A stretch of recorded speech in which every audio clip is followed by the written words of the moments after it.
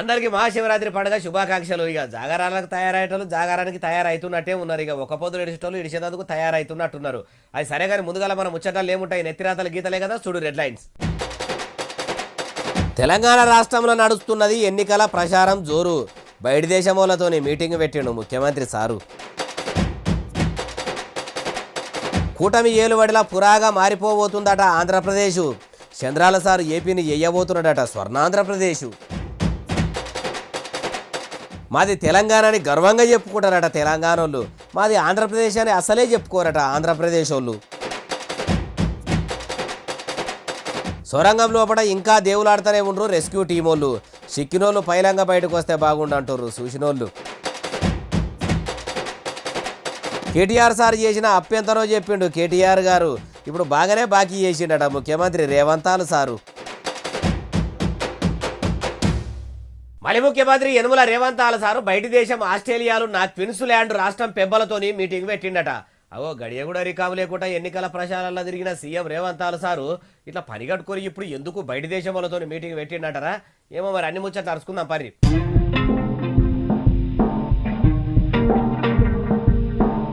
అవ చూసినరా CM రేవంతాల sir ఇట్లా క్విన్లాండ్స్ పెబ్బలతోని తెలంగాణలో మలి సర్కారు చేస్తున్న మంచి పనుల గురించి చెప్తున్నట్టే కొడతలేదు. తెలంగాణ గుండెకాయ హైదరాబాద్ పట్టణంలో 4వ ఫ్యూచర్ సిటీని కట్టబోతున్నాము. అమెరికా, పారిసు, దుబాయ్ కన్నా ఇప్పుడు మేము కట్టబోయే సిటీ ఇంకా మంచిగా ఉంటుంది. మా ఫ్యూచర్ సిటీలో ఏఐ యూనివర్సిటీ, స్కిల్ యూనివర్సిటీలు, ఫార్మా కంపెనీలు, పెద్ద పెద్ద కంపెనీలు కూడా ఇప్పటికే పెట్టుబడులు పెట్టేందుకు వచ్చినాయి. కాబట్టి మీ క్విన్లాండ్స్ సిటీ నుంచి పెట్టుబడులు పెడితే మీ కంపెనీలు మా తెలంగాణలో పచ్చగా ఎగురు పెడతాయని అన్నాడు కావచ్చు. మరి చేయి సర్కారు చెప్పిన పనులని చేసింది కావచ్చు అని క్విన్లాండ్స్ స్టేట్ పెబ్బలు కూడా పెట్టుబడులు పెట్టేందుకు సిద్ధమవుతున్నట్టే కొడుతున్నదా అంటే ఏమో మరిగా. అయ్యా ముఖ్యమంత్రి సారు మొదలు పట్టణంలో ఎండాకాలం సురువు కాకముందే నీళ్లతోనే తిప్పలవుతున్నది. 1000 రూపాయలు పెట్టి ట్యాంకులు తెప్పించుకొని నీళ్లను నింపుకునేందుకు తనలాడుతున్నారు పబ్లిక్. ఇంకా కొన్ని దగ్గరలలో నీళ్ల కరువు ఉన్నదని దాహం దాహం అని అల్లాడుకుంటా నీళ్ల బిందెలు ఖాళీ బిందెలతోని రోడ్ల మీదకి వచ్చి నిరసన తెలుపుతున్నారు. దూపా దూపా అని మేము ఇంత మొత్తుకుంటుంటే మాకు నీళ్ళు ఎందుకు ఇస్తలేరని కొంతమంది ఆవేదన చెప్పుకుంటారు. ఉదికు ఏలుబడిలకు వచ్చి ఏడాది అవుతున్నా 6 గ్యారెంటీలు అమలు చేసేందుకు కూడా మీకు శాతం అయితే లేదా. ఇప్పుడు ఇట్లా పెట్టుబడులు చేస్తున్నామని చెప్పుడే ఉన్నది కానీ అవి వచ్చింది లేదు చేసింది లేదు అని అంటున్నారు ఈ ముచ్చటిన్నోళ్ళు. ఏపీలో కూటమి సర్కారు లక్ష్యం ఒక్కటేనట. అగో మళ్ళొచ్చే ఎన్నికల్లో కూడా పంక పార్టీని ఓడగొట్టి పసుపు పార్టీనే ఏలుబడిలకు దేవాలని లక్ష్యం పెట్టుకున్నారా అంటే కాదు కాదు. ఏపీ సీఎం చంద్రాల సారు చెప్తున్నాడు ఏం లక్ష్యం పెట్టుకున్నారో ఏం కథనో ఇనుండ్రి. అయ్యా సీఎం చంద్రాల సారు చెప్పుర్రిగా. ప్రతి ఒక్క ఇండివిజువల్ ని ఫోకస్ చేయాలనే ఉద్దేశంతో ఈ ప్రభుత్వం యొక్క మొదటి ప్రాధాన్యత జీరో పావర్టీ, పేదరికం లేని సమాజాన్ని నిర్మాణం చేయడం ఏకైక లక్ష్యంగా పెట్టుకొని ముందుకు పోతాం. ఇన్నారా ముఖ్యమంత్రి చంద్రాల సార్ ఏమంటున్నాడు. ఆంధ్రప్రదేశ్ ను స్వర్ణాంధ్రప్రదేశ్ గా చేసేందుకు కూటమి సర్కారు ఇట్లా ఏపీలా పేదరికం అనే మాట లేకుండా చేసేందుకు లక్ష్యంగా పెట్టుకున్నదని అనుకొచ్చిండు. కూట్లరాయి తీయనోడు పోయి ఏట్లరాయి తీస్తా అని అన్నాడట వెనకట. అగో అట్లనే ఉన్నది మీ ముచ్చట కూడా. మీ పాలనలో ఎట్లున్నదంటే ఓ దిక్కు ఏలుబడిలకు వచ్చి 8 నెలలు అవుతున్నా గానీ ఎనుగుల చిప్ప ఎనుగులనే అన్నట్టు ఉన్నది. మీ ఏలుబడి అట్లా నడుస్తున్నది. ఇప్పుడు బడ్జెట్ సమావేశాలన్న కూటమి సర్కారు ఎన్నికల ముంగట ఇచ్చిన సూపర్ 6 పథకాల గురించి బాబు షూరిటీలు నిలబెట్టుకునే పథకాలు అమలు చేస్తుందేమో అనుకుంటే అది కూడా చేయకపోవడితిరి. ఆంధ్రప్రదేశ్ లో పబ్లిక్ ఇప్పుడు ఎట్లున్నారంటే పిట్టకు పెట్టుకుని ఎదురు చూసినట్టు ఎదురు చూస్తున్నారు సారు మీ పాలనలో మార్పు వస్తుందని. కండ్లు కాయలు కాసేటట్టు చూస్తున్నా గానీ ఇప్పటి వరకు మీరు చేసింది లేదా చూసింది లేదా. మొదలు మీరిచ్చిన హామీలను నిలబెట్టుకొని సారు తర్వాత స్వర్ణాంధ్రప్రదేశ్ ఏం కర్మ సారు ప్లాటినం ప్రదేశ్ చెయ్యండి అంటున్నారు ఏ ముచ్చటిన్నోళ్ళు.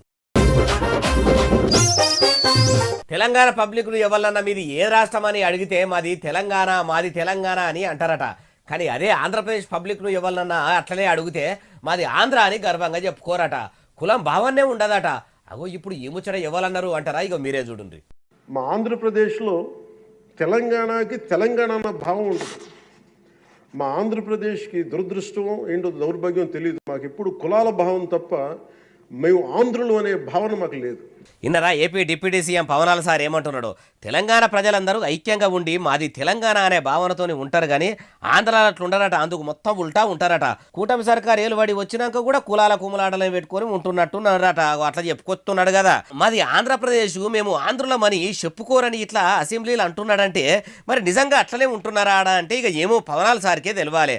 అయ్యా పవనాల్ గారు మరి ప్రజలందరూ ఆంధ్ర అని చెప్పుకునేందుకు నామోషిగా ఫీల్ అవుతుంటే మీరన్న వాళ్ళకి అవగాహన సదస్సులు పెట్టి మనము ఆంధ్రులమని గర్వంగా చెప్పుకునేటట్టు తయారు చేయండి సార్ అంటున్నారు ఈ ముచ్చటిన్నోళ్ళు. శ్రీశైలం లెఫ్ట్ బ్యాంక్ కెనాల్ సొరంగంలో కూలిన ఆ స్థలం కాడికి రెస్క్యూ టీం చేరిందట. అగో మరి సొరంగంలో చిక్కుకున్న 8 మంది ఆచూకీ తెలిసిందా? వాళ్ళు పానాలతో పైలంగానే ఉన్నారా అంటే ఏమో మరి. అన్ని ముచ్చట్లు మనం కూడా అరుచుకుందాం పారి ఆడదాకా పోయి.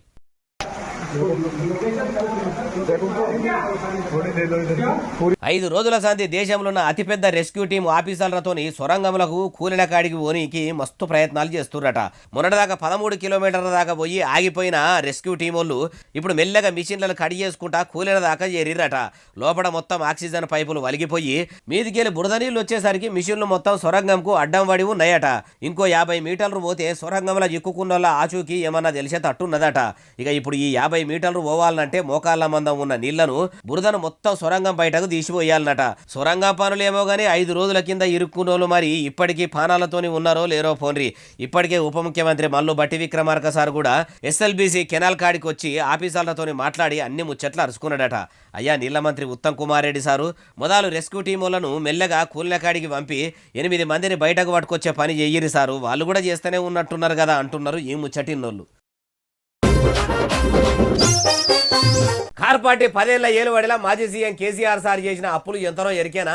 అచ్చరాల సంవత్సరానికి 41,000 కోట్లట. అగో ఇప్పుడు ఈ ముచ్చట ఎవరన్నారే బాలన్న అంటారా? ఆలస్యం ఎందుకు అన్నోళ్ళనే పట్టుకొచ్చినాయి. ఇక ఇనుర్రి వాళ్ళ మాటలనే. అయ్యా కల్వకుంట్ల తారక రామారావు అలియాస్ కేటీఆర్ సారు చెప్పుర్రి, మీ అయ్యా కేసీఆర్ సారు ఎంత అప్పు చేసిండో మొత్తం ఏం కథ? మొత్తం 10 ఏళ్ల కాలంలో తెలంగాణ వచ్చినాక కేసీఆర్ ప్రభుత్వం చేసిన అప్పు సంవత్సరానికి 41,000 కోట్లు. అగో మరి అంత అప్పు చేసి ఏం వెలగబెట్టిరు సారు? ఆ ముచ్చట కూడా చెప్పుర్రి మీ నోటితోనే. సరే కేసీఆర్ ప్రభుత్వం అప్పు చేసింది.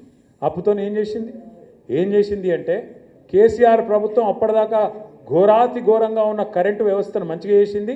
24 గంటల కరెంట్ ఇచ్చేటట్టు అద్భుతంగా రైతులకు ఉచితంగా ఇచ్చేటట్టు అద్భుతమైన ఏర్పాట్లు చేసింది. ఒక కరెంటు మంచిగా చేసేదందుకు ఇంత ఖర్చు పెట్టిండా సారు? అంటే ఇంకా మస్తుగానే చెప్పిండు. ఆయనతో ముచ్చట ఇనుండ్రి మీకే అర్థమవుతుంది.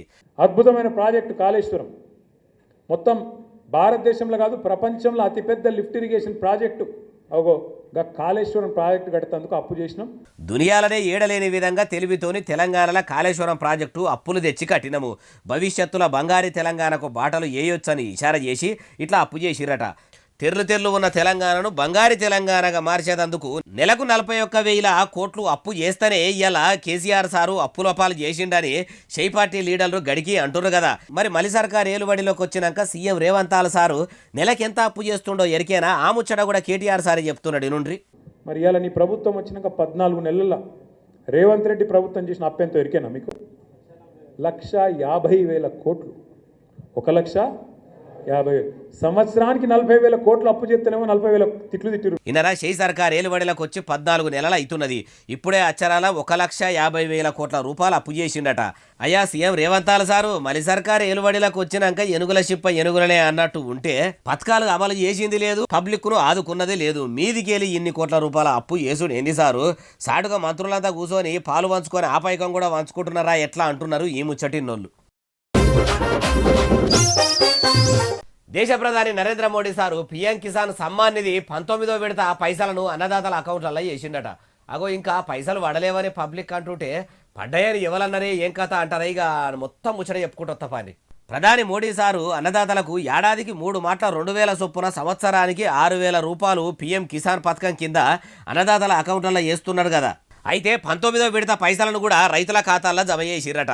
మీ దగ్గరున్న బ్యాంకుకు పోయి పైసలు పడ్డాయో లేదో రైతన్నలారా చెకింగ్ చేసుకోరి.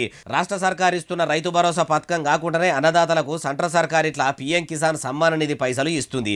అయ్యా మోడీ సారు రైతులకు పెట్టుబడి ఖర్చులు పెరిగినాయి కాబట్టి మీరు ఇషారా చేసి పిఎం కిసాన్ పథకం పైసలను ఇంకింత పెంచితే అన్నదాతలకు ఆసరా అయినోళ్ళు అవుతారు కదా సారు. అయినా 1,000 కోట్లు పెట్టి కార్పొరేట్ ఆఫీసులు బిల్డింగులు కట్టుకుంటారు, కానీ అన్నం పెట్టే రైతులకు సాయం చేసేందుకు ఎందుకు సారి వెనక ముందు అవుతారు? మొదలు మీరు అన్నదాతలకు ఇంకిని కొన్ని పైసలు ఎక్కువచ్చే ప్రయత్నం చెయ్యిర్రి. అట్లనే భూమి ఉన్నోళ్ళకు మాత్రం పైకం ఎత్తున్నారు సారు. మరి ఏం జాగ భూమి లేనోళ్ళ ముచ్చటేంది సారు? వాళ్ళు కూడా మీకు ఓట్లేసిరు కదా, వాళ్లకు కూడా పిఎం కిసాన్ అసలు పథకాలు ఏమన్నా పెట్టి వాళ్ళకి ఆసరయ్యేందుకు ముంగడికి రాను సారు. ఎందుకంటే వాళ్ళు గరీబులు కదా అంటున్నారు ఈ ముచ్చటిన్నోళ్ళు. తెలంగాణ కాంగ్రెస్ పెంపకం ఎమ్మెల్సీ మహేష్ కుమార్ గౌడ్ సారు బస్సుల మంత్రి కమ్ బీసీ మంత్రి పొన్నం ప్రభాకర్ సార్ ఇట్లా ఇద్దరు కలిసి రికాం లేకుండా ఎమ్మెల్సీ ఎన్నికల ప్రచారంలో జోరుగా ప్రచారం చేసుకుంటూ తిరుగుతున్నారు కదా.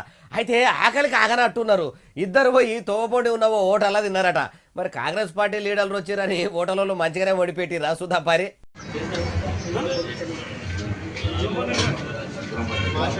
నాభికాడ బలం ఉంటే నవాబుతోనైనా కొట్లాడొచ్చు అనుకున్నారో ఏమో గాని ఇక మొత్తానికి వాళ్ళకి ఆకలి అయినట్టున్నది. కడుపులో ఆసర లేకుండా ఏం ప్రచారం చేస్తామే మహేష్ అన్న, కడుపులో అంతా ఎరకలు ఉరుకులాడుతున్నట్టు అనిపిస్తున్నది అని బస్సుల మంత్రి పొన్నం ప్రభాకర్ సార్ అన్నట్టే ఉన్నాడు కదా. అట్లా అనగానే మహేష్ కుమార్ గౌడ్ సార్ ఊకుంటాడా? అరే నేను ప్రచారంలో పడి ఆకలన్న ముచ్చటనే మర్చిపోతుని, సరే పా మరి తిందామని అన్నట్టే ఉన్నాడు. ఇట్లా ఇద్దరు కలిసి శనిగారం దగ్గర ఉన్న హోటల్లా చెరో ప్లేట్ పూరి తిన్నారు. అయ్యా బస్సుల మంత్రి పొన్నం ప్రభాకర్ సారు, మరి మీకు ఆకలి అవుతుంటే మంచి తిండే తింటున్నారు, మరి మీ సర్కారు బడిలో చదువుకుంటున్నారు పిల్లల ముచ్చట ఏంది సారు? బువ్వ సక్కదనం లేక విద్యార్థులు అరిగోసలు పడుతుర్రు. మరి ఒక్కపారన్న వాళ్ళ బాధలను అరుచుకురా సారు? పోతుర్రు పేరుకు పోయి ఏదో కొన్ని దగ్గరలా తింటున్నట్టు వాళ్ళతో యాక్టింగ్ చేసి మళ్ళీ వస్తుంది. మళ్ళా కూడెట్లున్నదంటే మళ్ళీ మునుపటి లెక్కనే పెడుతున్నారట. సగం కడుపుకు తిని పిల్లలు అనుకుంటున్నారట హాస్టళ్లలో. వాళ్ళ బాధలు వాపితే మంచిగుంటుంది సారు. ఓ దిక్కు మీ చేయి సర్కారు ఏలుబడిలోకి వచ్చినాక అటు అన్నదాతలను ఆగం చేయబడితిరి, ఇటు చేనేత అన్నల బాధలను సిద్ధం చేయబడితిరి, అటు అమ్మలక్కలకు రూపాయి ఇవ్వకుండా ఇబ్బందులు పెట్టబడితిరి. ఎవరికి సారు మీరు మంచి చేసింది?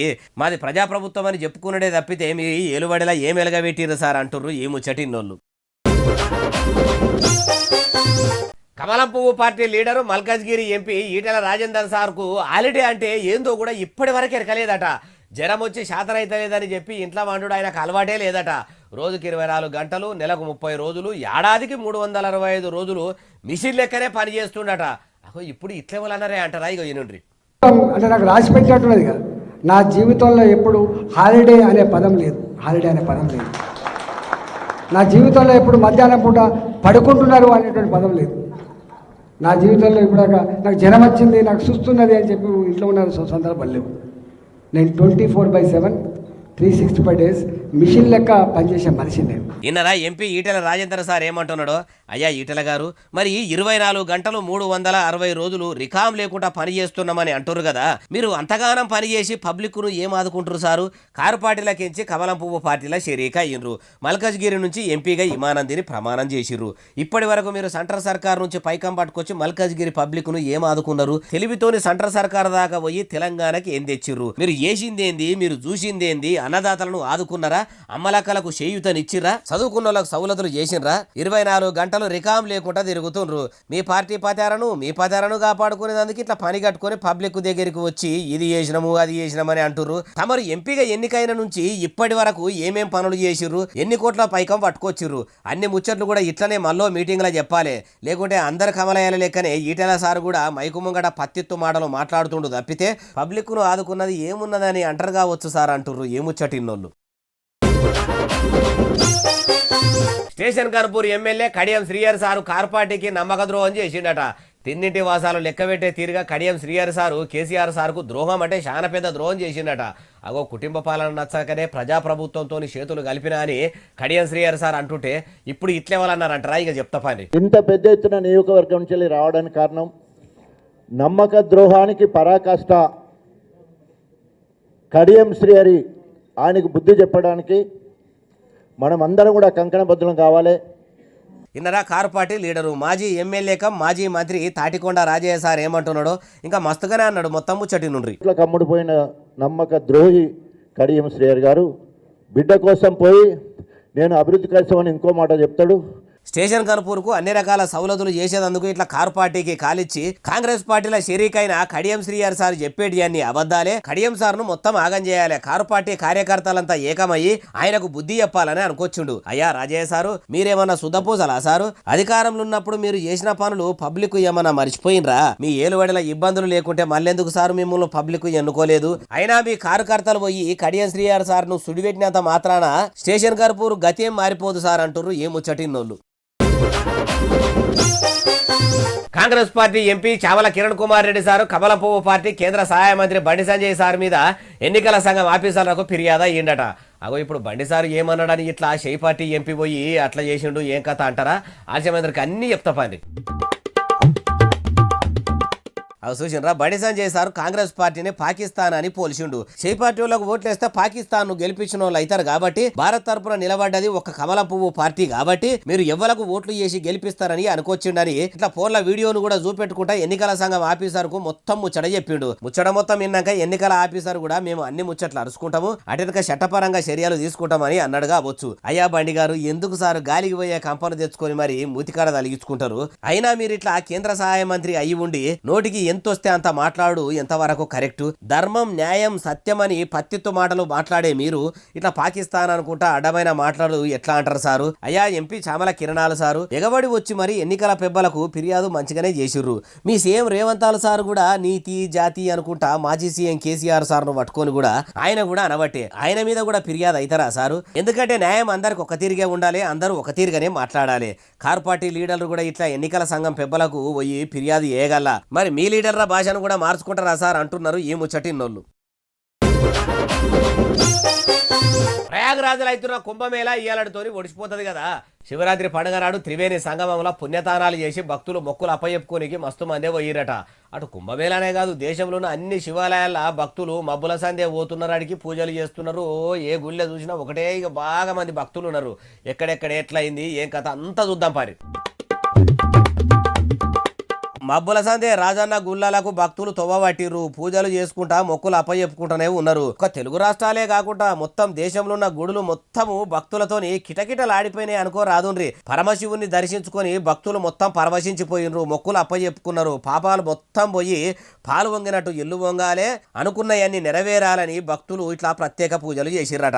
అటు కుంభమేళా కూడా ఈయలడితోని ఒడిసిపోతున్నది కాబట్టి శివరాత్రి పండుగ నాడు గంగాల మునిగి మొక్కులు అప్పచెప్పుకునేందుకు ప్రయాగరాజ్కు కూడా పబ్లిక్ మస్తు మంది పోయిర్రు. శివరాత్రి పండుగ నాడు జాగారాలు చేసేటోళ్ళు జాగారాలు చేసిర్రు, భజనలు చేసేటోళ్ళు భజనలు చేసిర్రు. ఏ గుడిలో చూసినా నమ శివాయ నమ శివాయ నమ శివాయ అనుకుంటా మొత్తం గుడులన్నీ మారుమోగిపోయినాయి అనుకో రాదుండ్రి. ఒకటి కాదు రెండు కాదు ఏకంగా 7 లక్షల కంటే ఎక్కువనే తాబేళ్లను ఒక్కపారే చూస్తే ఎట్లుంటది చెప్పుండ్రి, మస్తుంటది కదా. అయినా తాబేలు సముద్రం లోపల ఉంటాయా? ఏడునో ఒకటి ఎప్పుడో ఒకటి బయటగా అలవాడుతుంటాయి కానీ ఇట్లా లక్షల కొద్ది తాబేళ్ళు ఒక్కటే పారి ఎందుకు కనిపిస్తాయి అంటారా? మీరు అట్లా అంటారా? నేను వీడియో కూడా పట్టుకొచ్చిన చూసి నాకు ఎట్లున్నదో చూసి కామెంట్లు అలా పెట్టుండ్రి. వరేవా ఏమన్నున్నాయా? బాహుబలి సినిమాల కాలకేయ సైన్యం లెక్క ఖతర్నాక్ కనిపిస్తున్నాయి కదా. ఇట్లా కనిపిస్తున్న ఈ తాంబేళ్లను ఆలివ్ తాంబేళ్లు అంటారట. అయినా సముద్రం లోపల ఉండే అన్నిగానం తాంబేళ్లు ఎందుకు ఇట్లా సముద్రం ఒడ్డుకు వచ్చినాయి అంటారా? ఎందుకో కాదు, అవి ఇట్లా బయటకు వచ్చి సముద్రం ఒడ్డుకున్న ఉష్కెల పొక్క తీసుకొని గుడ్లు పెడతాయట. అంతరించిపోతున్న వీడి జాతిని కాపాడుకునేందుకు మొత్తం బయటకు వచ్చి ఉష్కెల గుడ్లు పెట్టి మళ్ళా సముద్రంలోకి పోతాయట. గుడ్లు పెట్టినాక 50 రోజులకు పిల్ల తాబేళ్లు పుడతాయట. చూసినరా తాంబేళ్లు ఎన్నిగానం ఉన్నాయో, ఎంత మంచి గురం చేస్తున్నాయో. ఇట్లా ఇన్నిగానం ఇవి ఏ బీచ్ కాడ కనిపించినాయి అంటారా? ఒడిశా రాష్ట్రంలో ఉన్న రుషికుల్యా బీచ్ కాడ అనట. ఇప్పుడు ఇంటర్నెట్ లో ఈ వీడియో ఇరుగా మరగా తిరుగుతున్నది, మీరు కూడా చూస్తారని తీసుకొచ్చిన. మంచిగా అనిపిస్తున్నది కదా చూడుర్రి. ఇక ఇవి ఎలా తెచ్చిన ముచ్చట ఎట్లునే అసలు నెలే ఎస్ఎస్సీ డిజిటల్ బాగా సబ్స్క్రైబ్ చేస్తారు, బాగా కమెంట్ చేస్తారు, బాగా లైకులు చేస్తారు, బాగా షేర్లు చేస్తారు. ఇట్లనే ఆదరించారు. ఇక్కడ ముచ్చట నుంచి మీకు వినిపిస్తూనే ఉంటాం. మరి సెలవు, శరార్థి, దండం, పబ్బతి ఇంకేమైనా ఉంటే అన్ని.